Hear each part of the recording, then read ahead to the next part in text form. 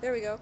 I just turn it off and turn it back on because I go interview with so and so, and so you would be, yeah. What's your name? I'm Dylan Ince. Okay, Dylan. So let me fix my tripod. It's still trying to lock up here, or not lock up. I got this little knobby somewhere. Where is it? There's another one. Is it this? This? Or, oh, here it is.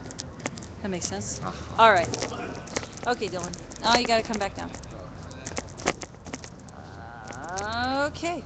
So, you were saying that you're on the street right now, Yes. and you don't have the immunity for some of the stuff, the exposure, or Uh, I I come from a lower climate, and just some of the people we got travelers, we got people that are coming around from the world just to be here because of the relaxation of the state, and most of the people that sometimes come here to live don't end up making it and they end up on the streets, and it's a really bad health cause because the way we're having to sleep and not the camping law, it's not providing like the nice safety for us in order to sleep out here. I mean, we have the right to sleep where we want after 11 here in Oregon, but the way they provide it, it's just something to throw out just to kind of like sicken us, you know. And like my point of view of it,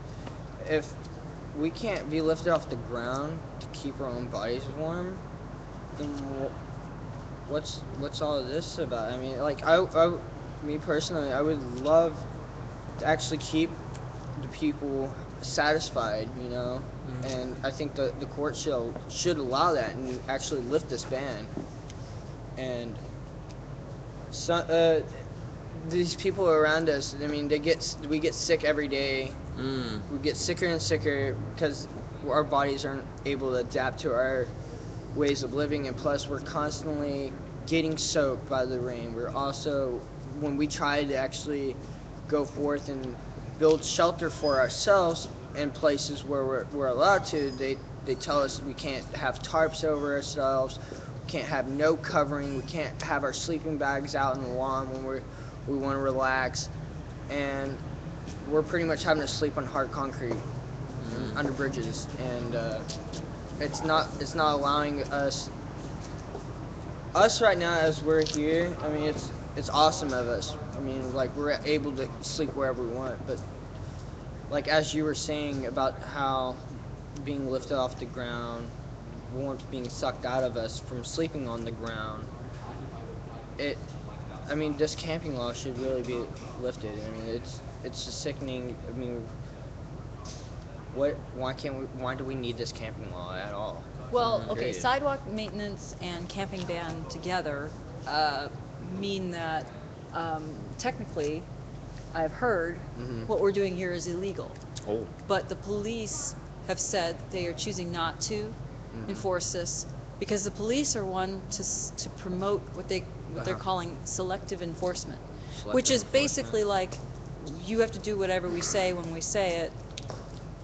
I mean, I won't even go into that, but they are able to make the law essentially by enforcing it unequally, and So they have decided to leave us alone because one guy said because they know that we're here for a greater purpose. Oh. I know that the mayor's office has been at some times respectful of the protests, and at other wow. times they have the police beat us up. So it's Oh, really wow. hard to Ouch. picture what we're going through here. Wow.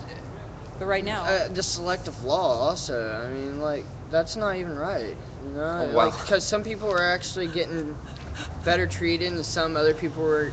I went to a site down down closer by the river edge where there's it's near the drum circle down here, and they some of the homeless people actually have shelters built.